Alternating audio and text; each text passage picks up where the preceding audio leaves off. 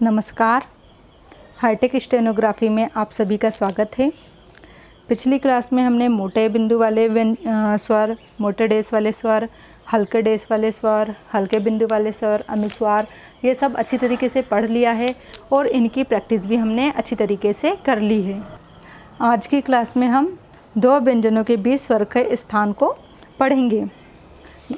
जब दो व्यंजनों के बीच में स्वर आता है तो प्रथम और द्वितीय स्थान पर तो नियम यथाविधि लग ही जाता है, लेकिन जब तीसरे स्थान पर स्वर आता है तो वह पहले व्यंजन के तीसरे स्थान पर न रखकर उसे आगे आने वाले व्यंजन के तृतीय स्थान पर रखा जाता है। क्यों? क्योंकि यह सुविधाजनक होता है। ऐसा करने से पहले व्यंजन के बाद तृतीय स्थान की मात्रा और उसके आने वाले व्यंजन के तृतीय स्थान की मात्रा में कोई भी दिक्कत नहीं पड़ती है। कभी कभी क्या होता है, दो व्यंजनों के मिलने के कारण तीसरे स्थान की जगह नहीं बन पाती है। इन्हीं बातों को दूर करने के लिए दो व्यंजनों के बीच स्वर के स्थान का नियम बनाया गया है। हिंदी में एक अक्षर के बाद एक ही मात्रा लगती है, इसीलिए व्यंजन के पहले किसी मात्रा के आने का डर भी नहीं होता है।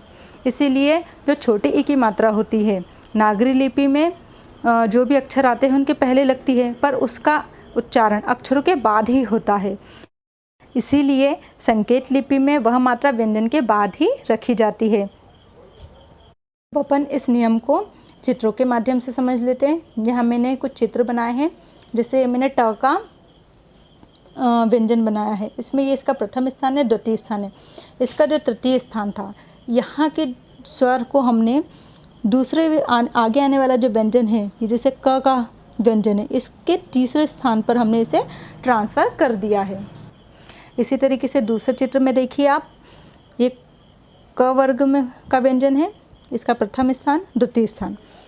अब यहाँ पे जो तीसरा स्थान का स्वर है उसको हमने यहाँ ट्रांसफ़र कर देना है। इसी तरीके से जो नीचे से ऊपर आने वाले व्यंजन होते हैं, जैसे रा, उसमें भी 3 स्थान है, 1 2 3। अब यहाँ का जो स्वर होगा, पहला और दूसरा स्वर तो हमें यथाविधि रखना है, लेकिन जो तीसरा वाला जो स्वर आएगा उसके लिए यहाँ पे स्पेस नहीं बचता है। तो इसीलिए हम क्या करते हैं, यहाँ का जो स्वर है उसे हम दूसरे व्यंजन के थर्ड प्लेस पर उसे ट्रांसफ़र कर देंगे। इसी तरीके से ये म का व्यंजन हमने लिखा है, इसमें 1 2 इसके स्थान है और तृतीय वाला जो स्थान है इसका, ये इसे हमने दूसरे व्यंजन के तृतीय स्थान पर ट्रांसफ़र कर दिया है। इसमें भी देखिए आप,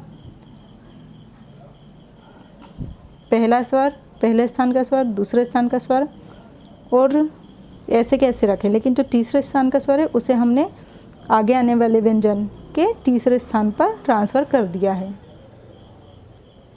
यहाँ मैंने कुछ शब्द लिए हैं, इनको मैं आपको बना के दिखाती हूँ। जैसे पहला शब्द मैंने लिया है मूली। ये हमने म लिखा और ल। अब जो म इसमें उ का स्वर आया हुआ है, ये तीसरे स्थान का स्वर है, तो अब हम इसे यहाँ न लगाते हुए जो आगे आने वाला व्यंजन जो ल है, इसके तीसरे स्थान पर हम इसको लगा देंगे, और फिर ला की जो ई की मात्रा है वो तो एज इट इज़ लग जाएगी। मूल।